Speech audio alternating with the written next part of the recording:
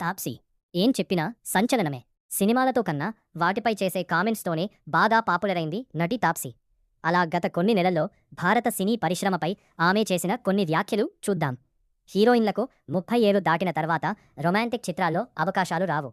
యవ్వనంగా లేరని దర్శక నిర్మాతలు తిరస్కరిస్తారు. అదే హీరోల విషయంలో అలా జరగదు. దక్షిణాది చిత్రాల్లో హీరోయిన్ల నాభిపై ఎక్కువగా దృష్టి పెడతారు. మరింత ఆకర్షణీయంగా కనిపించడానికి ప్యాడెడ్ బ్రా ధరించాలని సౌత్ ఫిల్మ్ మేకర్స్ నాపై ఒత్తిడి తెచ్చేవారు. అవన్నీ అసౌకర్యంగా అనిపించేవి. చిత్ర పరిశ్రమలో శరీరాకృతి ముఖ్యమని భావించా. అందుకోసం ఆరోగ్యకరమైన పరిమితులను దాటి వ్యాయామాలు చేశా.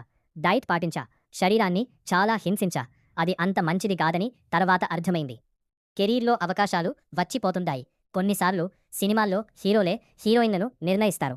మరికొన్నిసార్లు దర్శకులు తమకు ఈ కథానాయికే కావాలని ఎంపిక చేసుకుంటారు. హిందీ పరిశ్రమలో పిఆర్ గేమ్ ఎక్కువైంది. ప్రతిదానికి డబ్బులు చెల్లించాల్సిన పరిస్థితి వచ్చింది. ఒక్కరిని పడేయాలన్నా మరొకరిని ఉన్నత స్థాయికే